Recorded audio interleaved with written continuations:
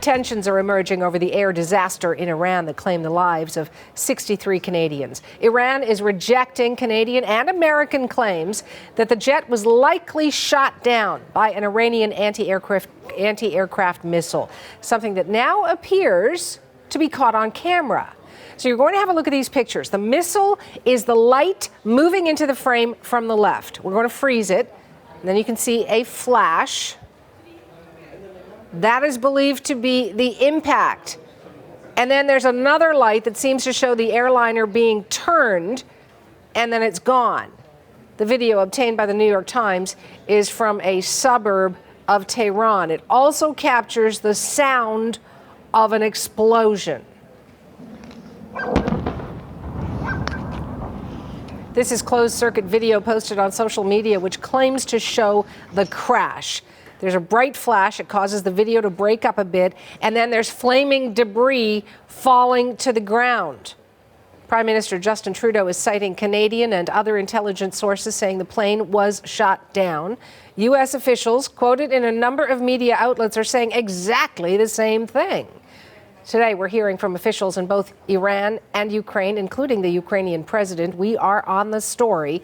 CBC's Chris Brown is standing by live in Maidan Square in Kyiv. And Chris, let's start with that response from Iranian crash investigators. They did hold a news conference earlier today. What is their message?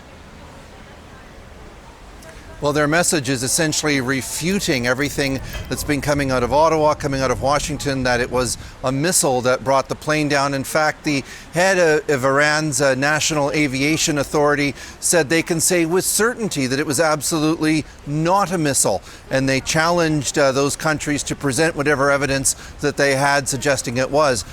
Unmentioned in the news conference was any of the discussion of those very powerful videos that you just showed. No explanation for what it might have been if it wasn't a missile. So the Iranian position continues to be that it was a technical fault that brought this aircraft to the ground, killing 176 people. One other thing at this event today in Tehran, they also unveiled for the first time the black boxes. They brought out what appeared to be a large wooden box with both of these recorders inside, the flight data recorder as well as the voice recorder.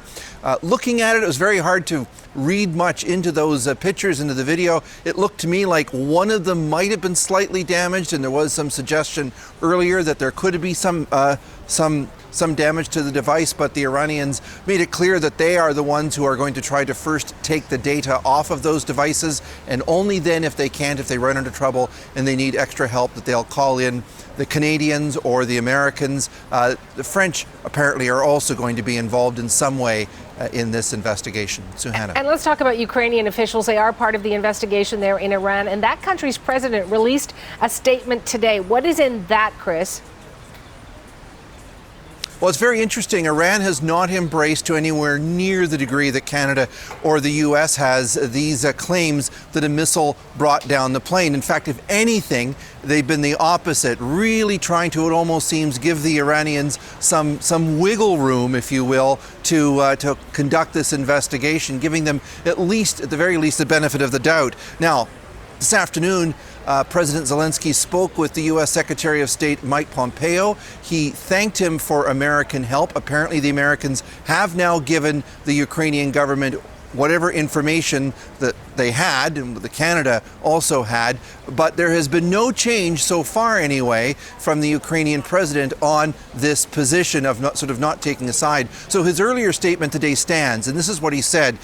He said that the missile theory is not ruled out, but it has not been confirmed yet. We urge all international partners, most notably the governments of the US, Canada, and the UK, to submit data and evidence relating to the disaster to a commission of inquiry. Now, Ukraine has 45 investigators on the ground there. They are working with the Iranians. It's not been clear exactly what they've been doing, how much access to the crash site they've had, but this afternoon there was a report in a online, fairly reputable, I should say, well-established Ukrainian magazine called CensorNet, where they spoke to one of those investigators on the ground. And that investigator said, still too soon in his opinion to say how fair this inquiry is, but there were some disturbing things they'd already noticed. that they said that the site had been bulldozed, many parts had been gathered up and taken away from the site,